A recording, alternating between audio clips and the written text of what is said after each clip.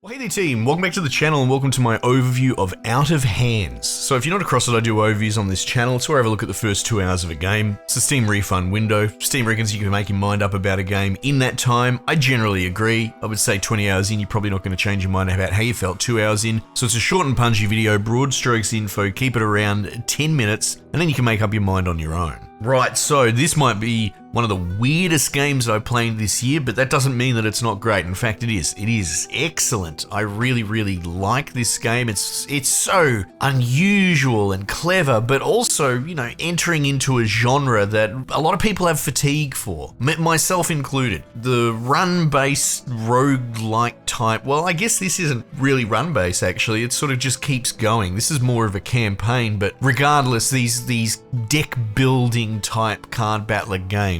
And just on that quickly, I think a lot of it is because something like Slay the Spire kind of nailed the formula to perfection straight out of the gate. And so a lot of people copy paste it. It's relatively easier to develop these than some other genres, let's say. And so you get all these copy-pasted attempts which are good, right? Because mechanically they're sound, but they don't really set each other apart. And that's how you're getting sort of burnout on a sea of arguably mechanically sound games. But they're all the same, they're all copying each other and they don't really bring much original to the table. So then Out of Hands comes in and just flips the table over. And you can see by looking at it, it's very unusual. It's very hand-based. So the whole conceit is that your dude wakes up made out of hands, and it's dealing with some abstract ways of looking at dealing with the, I suppose you could say, emotional baggage, right? The game is pretty clearly dealing with emotional issues, but in the abstract, which is great. And which is where a lot of, you know, Asian releases, I suppose traditionally Japanese, you know, your Silent Hills and all that tend to thrive. Whereas in Western studios, I think the writers will think this audience is too dumb and they have to be very explicit with their descriptors and the points that they're trying to make. Dare I say, they beat you over the heads with the themes of their games. Not going on here. So it's pretty cool, if outrageous. In fact, just on that, so this is Chinese. Game Rivers, the studio. Personally, as an indie enthusiast, games first, you know, I leave politics, world issues, everything off the table. That's got nothing to do with me. But it's been fascinating watching this explosion coming out of the Chinese space. So they're a Chinese indie studio, and a little snippet of info I got from them messaging me is that they were never really going to market this to Americans at all. I suppose I count as an American from a, you know, Asian perspective. But they accidentally stumbled into the market with wish lists exploding through. So then they started reaching out, and that's how I ended up with a key as well, which is pretty cool. So it would seem that the market is quite hungry for some of the original stuff coming out of an area that really, until the last couple of years, didn't play at the big table when it came to releases in, you know, Steam, etc. Okay, so talking about what it's dealing with is very tricky, right? And it is very much a vibe, a mouth feel. You sort of have three narrative voices in your ear. They're represented by, it's something like anger, consciousness, you know, marvel. I can't remember, right? But it's much more primal concepts, but represented as characters. And they all have hand faces as well in their little cutscenes. And everything about this is just so well put together. Everything is finger and hand based. The enemies you fight are incredibly abstract, but they still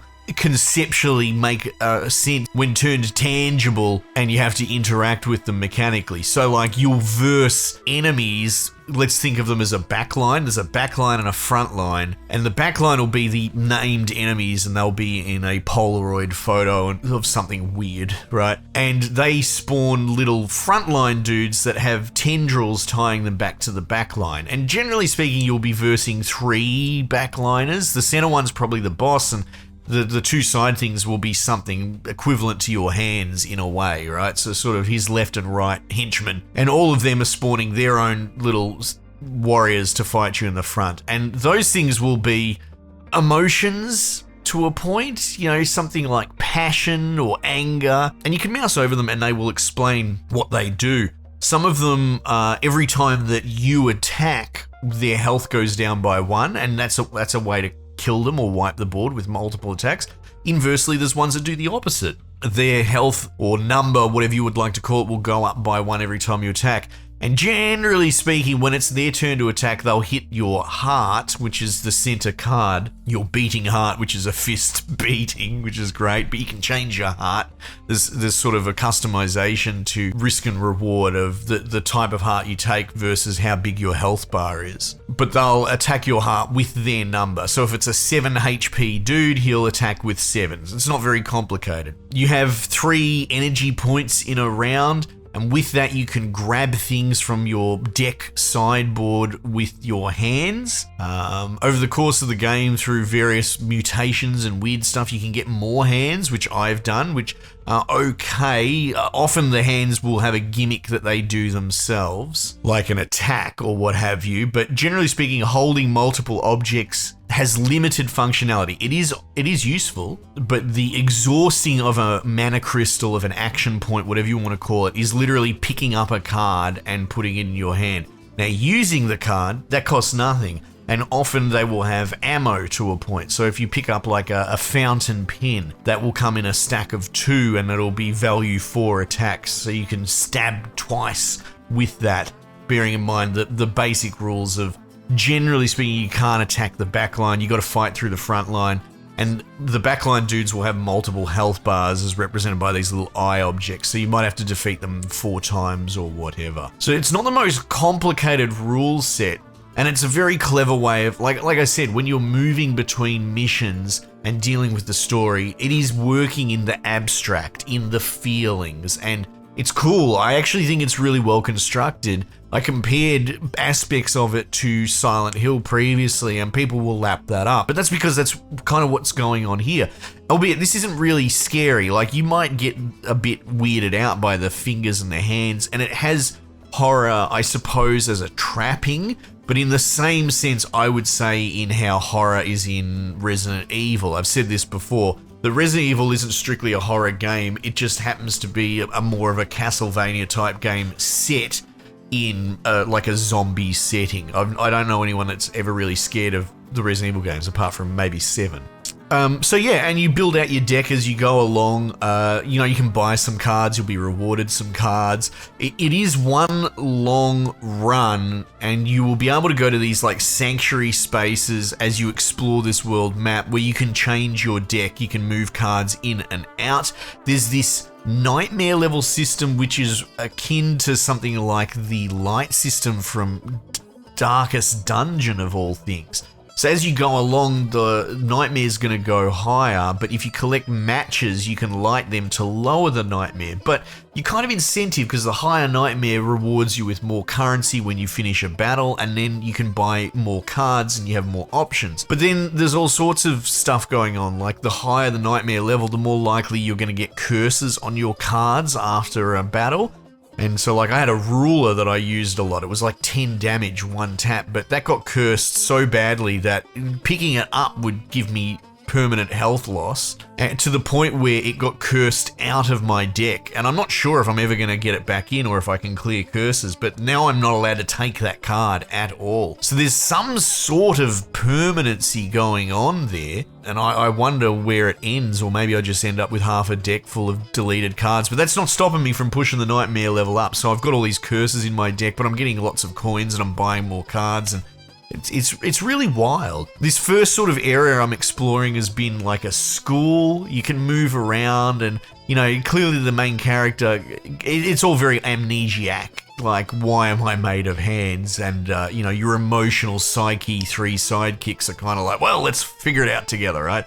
But you're clearly navigating some sort of trauma to do with high school and the ringing bell and having to do, you have to fight a blackboard, which is kind of representative of having to do classwork in front of the class and being nervous, right? So there's this anxiety undertone, I think, that most people can relate to on a certain level, right? So it's in the feels, but without being overbearing. And then there's a meta menu, which I haven't had much to do with, but you can go outside of the dream, as it were, and move around your apartment, sort of like the options menu. And all of that seems to be done in this weird stop-motion miniature model dollhouse thing. I don't know how else to describe it other than that it's excellent. Yeah, everything about this is just so original and so clever, and mechanically it's probably more streamlined, a little bit simpler than some of these games that you've seen before, but I do appreciate that they keep you in the run, right? You can turn the nightmare level up and down. Dying, the only real penalty of dying and losing a fight is that you will lose currency that you would then in turn buy more cards with. You lose a percentage, like 10%, depends on your nightmare level. But generally speaking, the punishment's not that bad, other than you just have to do the fight again, but the fights are fun, so who cares? And honestly, I just really appreciate it when these kind of genres are a little bit more linear, a little bit more narrative, because you can only get so much value out of the infinite sandbox customization if you're only so into the game in the first place. Anyway, Out of Hands. What an absolutely wild, oddball, unusual game, and I'm very glad I gave it a go, and I highly recommend it to anyone that found any of this remotely interesting. Anyway, team, I just leave it there for the time being, and I'll catch you guys on the next one.